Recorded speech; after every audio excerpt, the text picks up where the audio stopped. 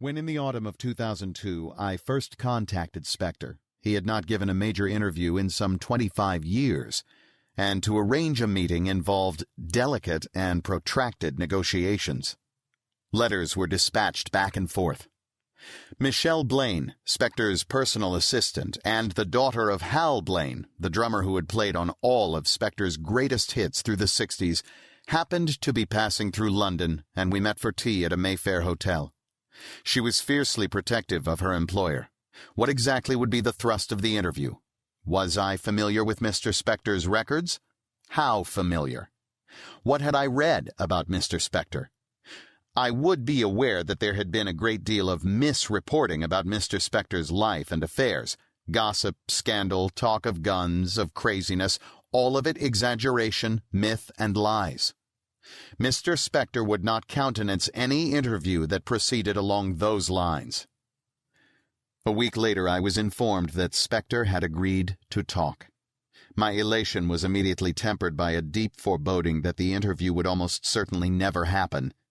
It was almost to be expected, then, that I should be told on my arrival in Los Angeles that our meeting had been postponed. I sat in my room, awaiting the call that I was now convinced would never come. And then the telephone rang. A car, I was informed, would be collecting me from my hotel at noon. At the appointed hour, a white 1965 Rolls-Royce Silver Cloud, license plate Phil 500, drew up outside the hotel. A uniformed chauffeur held open the door. Encased in leather and walnut and hidden behind black curtains, a car that could tell stories, we turned onto the Hollywood freeway, keeling slightly like some stately ocean liner, and headed east. After some 30 minutes we turned off the freeway, following the signs for Alhambra, a nondescript, working-class neighborhood of strip malls and scrubby bungalows. The road wound upwards, and further upwards still, ending at last at a set of high wrought-iron gates posted with "Keep Out" signs. The chauffeur stepped out to open them, drove through, and pulled to a halt at the bottom of a flight of stone steps, the gates closing behind us. "Mr. Spector," he said, "likes people to walk up." The steps led up through an avenue of lowering pines, the castle visible through the trees.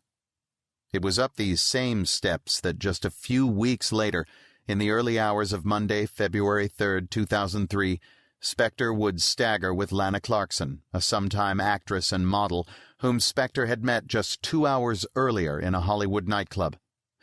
According to the testimony given to the police by Spector's chauffeur, Adriano de Souza, the same chauffeur who had driven me from my hotel, Spector was apparently inebriated, and Lana Clarkson was, like, grabbing his arm and shoulder and helping him up the stairs. Now, as I climbed, I had the distinct sense that I was being watched, although I might have been imagining this. Michelle Blaine was waiting for me at the top. She led me through the front door into a cavernous hallway, wood-paneled and red-carpeted. Later, I would try to bring the details of this hall to mind to match it with the account of the affidavit filed by Detective Mark Lilienfield of the Los Angeles Sheriff's Department, reporting the scene that he and other officers had found there in the early hours of February 3rd. Your affiant saw the victim slumped in a chair in the foyer of the home. She was wearing a black nylon slip dress, black nylons, and black shoes. A leopard print purse with a black strap was slung over her right shoulder, with the purse hanging down on her right side by her right arm. She had what appeared to be a single-entry gunshot wound to the mouth. Broken teeth from the victim were scattered about the foyer and an adjacent stairway. Lying under the victim's left leg was a Colt 2-inch blue steel .38 caliber 6-shot revolver. This weapon had 5 live cartridges in the cylinder, and under the hammer, a spent cartridge. I struggle to remember now exactly where in the hall that chair was placed.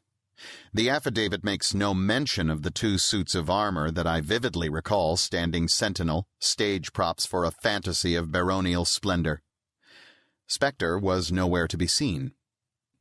Michelle Blaine led me on a tour of the ground-floor rooms. In the music room there was hi-fi equipment, and a guitar that had once belonged to John Lennon resting on a stand like a museum exhibit.